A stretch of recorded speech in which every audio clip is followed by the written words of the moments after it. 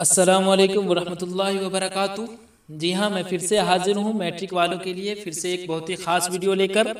और आज की इस वीडियो में मैं आपको बताने वाला हूँ सेकेंडरी कंपार्टमेंटल एग्जामिनेशन 2017 में जो हुआ था आप लोगों का, उसके सवाल में जो भी मतलब उस साल जो भी सवाल पूछे गए थे, चाहे वो ऑब्जेक्टिव हो चाहे वो सब्जेक्टिव हो, सबको मैं हल करने वाला हूँ। तो अगर आप इस चैनल के लिए नए हैं तो चैनल को ज़रूर सब्सक्राइब कर लें। और अगर आप इसका पीडीएफ लेना चाहते हैं तो लिंक, टेलीग्राम का लिंक डिस्क्रिप्शन में दिया गया है, आप वहां जुड़ जाएं, वहां मैं इसकी पीडीएफ डाल दूंगा। तो चलिए हम बगैर वक्त ज़ाय किए हुए वीडियो शुरू करते हैं। तो आप देख रहे होंगे सेकेंडरी कंपार्टमेंटल एग्जामिनेशन 2017, यानी 2017 में जो कंपार्टमेंटल एग्जाम हुआ था उसका ये पेपर है। तो देखिए आप किस तरह से सवाल पूछा जाता था 2017 में। तो मैं आपको एक चीज़ बता दूं कि 2017 में जब एग्ज़ाम हुआ करता था ना, तो उस वक्त में ज़्यादा ऑब्जेक्टिव क्वेश्चन नहीं बल्कि सब्जेक्टिव क्वेश्चन रहता था। तो अगर आप ये वीडियो देख रहे हैं तो आपके सब्जेक्टिव की बेहतरीन तैयारी हो जाएगी, इसलिए आप कॉपी कलम लेकर बैठ जाएं। मैं कुछ कुछ पॉइंट बोलूं तो वो आप लिखते चले जाएं। मैं आराम आराम से बोलूँगा ताकि आप आराम आराम से लिख लो। तो देखिए क्या है, नज़ीर अहमद के किसी दो नावल का नाम लिखिए। तो आपको तो मालूम ही है कि नज़ीर अहमद को पहला नावल निगार कहा जाता है ना। तो और इनका अगर पहला नावल निगार इन्हें कहा जाता है तो वो नावल का नाम क्या है? तो सबसे पहले तो एक है मुरातुल उरूस, तो पहला नावल वो हो गया। उसके बाद एक और है, उसका नाम क्या है? तौबतुन नसूह। तो नज़ीर अहमद के दो नावल का नाम पूछा गया, तो ये हो गया मुरातुल उरूस और तौबतुन नसूह। ऐसे अगर आप कहेंगे तो कई नावल हैं, जैसे गोदान, उसी तरह दो गज ज़मी, खुदा की बस्ती, रोयाए सादका, तो ये सब भी नावल है। लेकिन यहाँ पर नज़ीर अहमद का पूछा गया है तो मुरातुल उरूस और तौबतुन नसूह हो गया। उसके बाद है मिर्ज़ा गालिब कहाँ पैदा हुए। तो देखिए मिर्ज़ा गालिब से बहुत सारे सवालात आपके एग्ज़ाम में आप पूछे जाएंगे, क्योंकि अब तो ऑब्जेक्टिव का ज़माना है ना, तो 50% ऑब्जेक्टिव रहता है। तो इसलिए देखिए मिर्ज़ा गालिब से सबसे पहले यहाँ पर क्या पूछा है, मिर्ज़ा गालिब कहाँ पैदा हुए। तो देखिए मिर्ज़ा गालिब जो है ना, ये अपने नानी के घर पैदा हुए थे, तो ये तो क्लियर हो गया। और नानी के घर पैदा हुए थे वो कहाँ था? तो आगरा में था।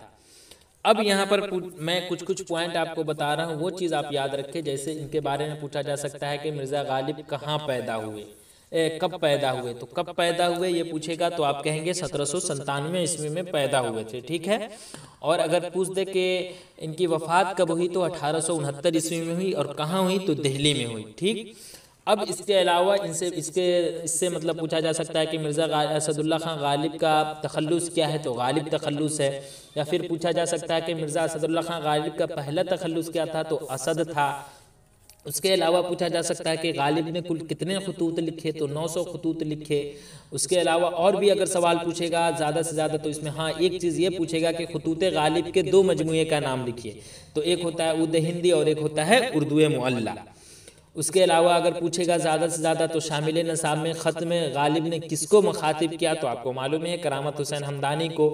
और एक और है वो एक है ना कौल, मैंने वह अंदाज़े तहरीर ईजाद किया कि मरासला को मुकालमा बना दिया। ये कौल किसका है? तो ये कौल किसका है? गालिब का है। तो ये सब बात आप याद रखें। उसके बाद अगर गालिब से पूछेगा तो मकतूब निगारी किसे कहते हैं, ये हो सकता है पूछ दे। गालिब के बारे में 5 जुमले लिखने के लिए कह दें, तो आप गालिब के बारे में अच्छा से पढ़ लें। अब आगे देखिए आगे क्या पूछ रहा है, शहबाज की पैदाइश कब हुई। तो जी हाँ, अब्दुल गफूर शहबाज, जिसका आपको क्या है महबूब शहबाज एक पढ़ना है ना, तो वही पूछ रहा है कि क्या नाम है, शहबाज की पैदाइश कब और कहाँ हुई। तो सूबा बिहार के बाढ़ शहर में तकरीबन 1860 ईस्वी में हुई थी इनकी पैदाइश, ठीक है। तो ये तो हो गया। अब क्या कहते हैं, इससे क्या क्या सवाल पूछा जा सकता है अब्दुल गफूर शहबाज से। तो उसमें सबसे पहले पूछा जा सकता है कि आपके निसाब में जो शामिल है शहबाज के बारे में जो पढ़ना है, मकतूब शहबाज, मकतूबात शहबाज, इसमें क्या कहते हैं अपनी बेटी को जो मुखातिब किया उस बेटी का नाम क्या है। तो क्या नाम है उस बेटी का? सुगरा। या इस तरह से भी आपसे पूछा जा सकता है कि शहबाज ने शामिल नसाब मकतूब में जिस बच्ची को मुखातिब किया उसका नाम क्या है। तो उसका नाम क्या है? सुगरा नाम है। और वो कौन है शहबाज का? तो अपनी बेटी सुगरा वहाँ पर लिखा हुआ है ना, तो ये चीज़ आप याद रखें। उसके अलावा शहबाज के 2 किताबों का नाम हो सकता है कह दे। तो शहबाज नाम ही है बस, रुबाइयात शहबाज या एक और है ना ख्यालात शहबाज, तो ये सब आप याद रखेंगे। इनकी कितनी शादियाँ हुई? तो इनकी 2 शादियाँ हुई थी, एक शमसुन्निसा बेगम से और एक अशरफुन्निसा बेगम से। तो ये सब आप याद रखें। तो ये हो गया। उसके बाद है निगार अजीम का असल नाम क्या है। जी हाँ, तो देखिए निगार अजीम का आपको क्या पढ़ना है, निगार अजीम का आपको पढ़ना है एक अफसाना जिसका नाम क्या है, आशियाना है ना। तो यहाँ पर पूछ रहा है कि इसका असल नाम क्या है, तो असल नाम तो आपको मालूम ही है कि मलका मोहर निगार है। तो ये तो हो गया, लेकिन अब यहाँ से क्या क्या सवाल यहाँ पर पूछा जा सकता है आपसे, तो उसमें पूछ देगा जैसे निगार अजीम का असल नाम क्या है, तो महर निगार, मलका महर निगार। उसके बाद निगार अजीम ने किस मजमून में एमए किया, ये पूछा जा सकता है, तो उर्दू और फारसी में किए। उसके बाद सबसे ज़्यादा एक ये सवाल पूछा जाता है कि क्या कहते हैं, निगार अजीम का अफसानों का पहला मजमुआ क्या है और वो कब शाये हुआ, तो अक्स है, ऐन काफ सीन से अक्स, और वो 1990 ईस्वी में शाये हुआ था। और उसके बाद अगर ये भी पूछा जा सकता है कि निगार अजीम का मजमुआ ये जो है गहन वो कब शाये हुआ, तो वो 1975 ईस्वी में शाये हुआ। तो ये सब बात आप याद रखें क्योंकि ये अक्सर एग्जाम में पूछे जाते हैं।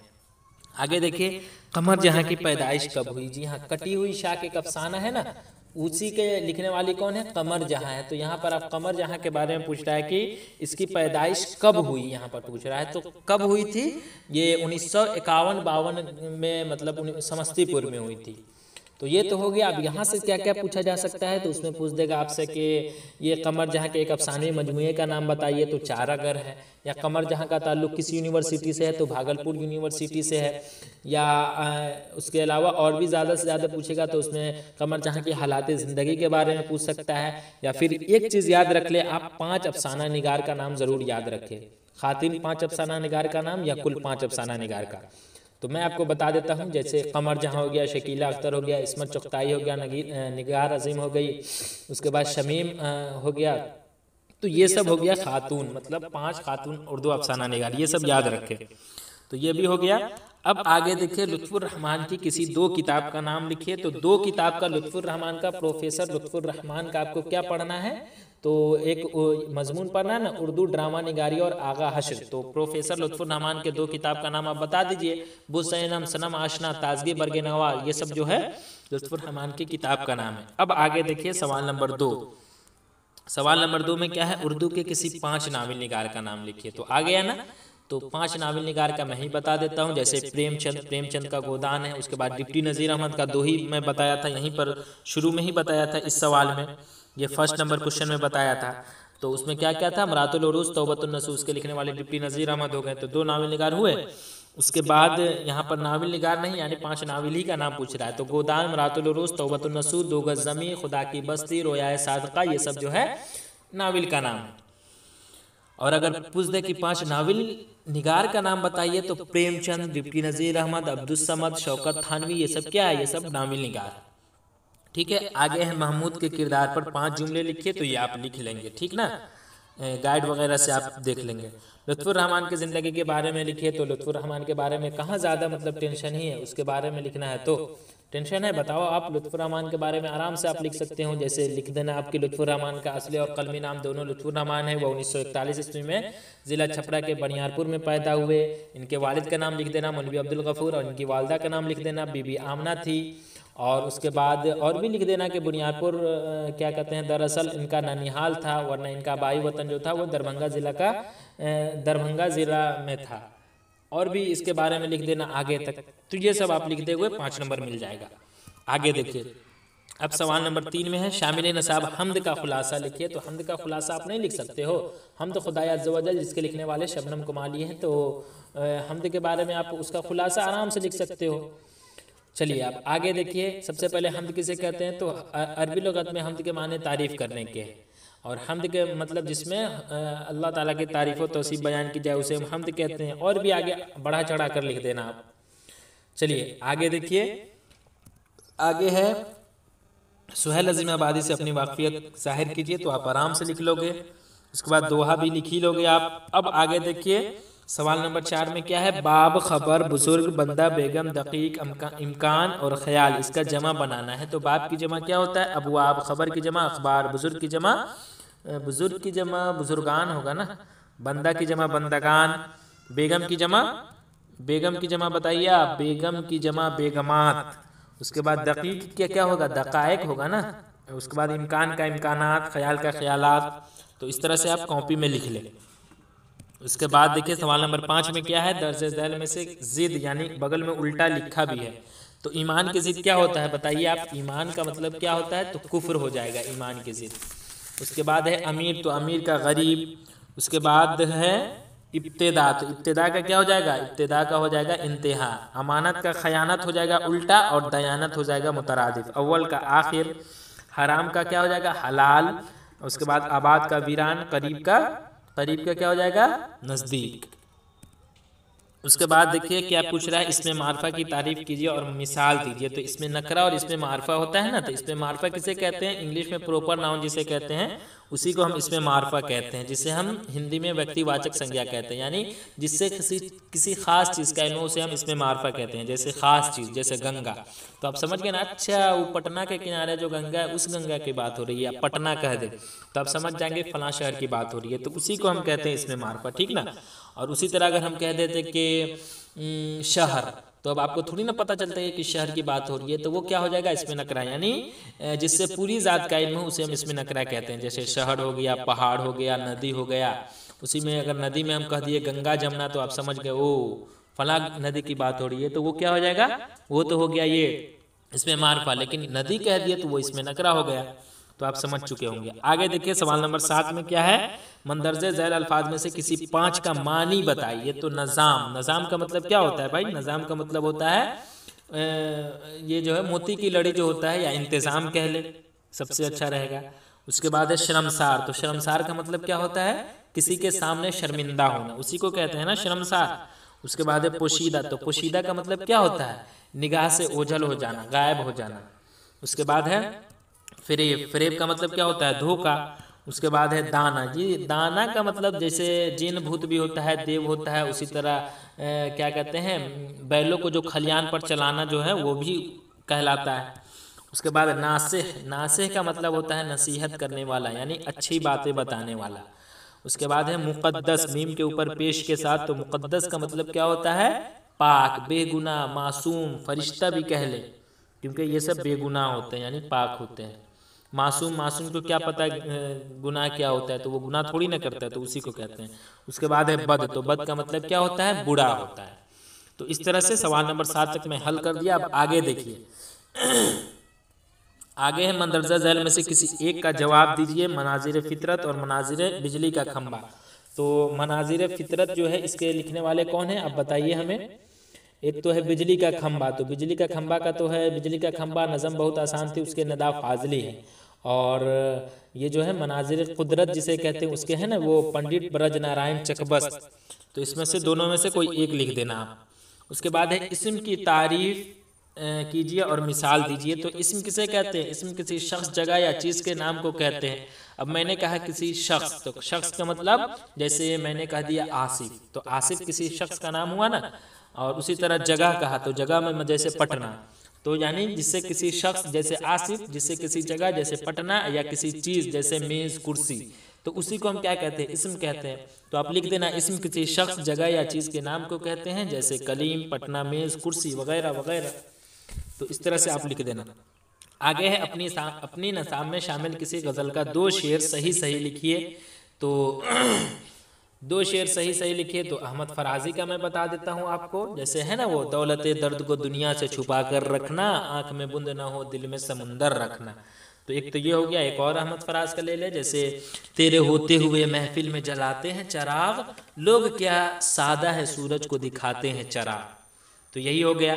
उसके बाद ये दर्ज झैल कहानी खाली संदूक का खुलासा लिखिए। जी हाँ, तो खाली संदूक जो है क्या कहते हैं, वो खाली संदूक आसामी कहानी है ना, जिसके लिखने वाली ये इंदिरा गोस्वामी है, तो उसके बारे में कह रहा है, तो आप लिख लेना। उसके बाद देखिए ये सवाल नंबर 12। अब इस तरह का सवाल नहीं पूछा जाता है, पहले पूछा जाता था। तो क्या है, डैश जैसे ही अपनी झोपड़ी से बाहर आई, तो यहाँ पर जो ये ऑप्शन दिया गया है इसी में से इसमें भरना है। तो कौन हो जाएगा सबसे पहले, तरादुई जैसे ही अपने झोपड़ी से बाहर आई, यानी यहाँ पर तरादुई ये वाला हो जाएगा, ठीक। उसके बाद है तरादुई, तो पहला वाला में हो गया, तो ये हो गया। उसके बाद है यानी तरादुई जैसे ही अपनी झोपड़ी से बाहर आई, उसने देखा के बाद क्या हो जाएगा, शमशान घाट पर लकड़ी बेचने वाला। यहाँ पर क्या लिखा हुआ है, पेड़ हेजी नहीं, यहाँ पर ये चीज़ नहीं होगा, बल्कि होगा हैबर। हैबर जो है ना वो क्या कहते हैं, दरख्त के नीचे था ना, तो हैबर जो है वो किस पेड़ के नीचे था वो आप बताएं हमें। तो बेड़ी के, तो यहाँ पर लिखे हुआ है, जैसे देखिए मैं बता देता हूँ। तरादोई जैसे ही अपने झोपड़ी से बाहर आई उसने देखा कि शमशान घाट पर लकड़ी बेचने वाला हैबर बेड़ी के पेड़ के, बेड़ी के दरख्त के, तो ये दरख्त हो जाएगा अब यहाँ पे, के बीच खड़ा है और उसकी पतली पतली टांगे, उसकी काली हाफ पैंट जो है ये हाफ पैंट से झांक रही है, यही होगा, ठीक ना।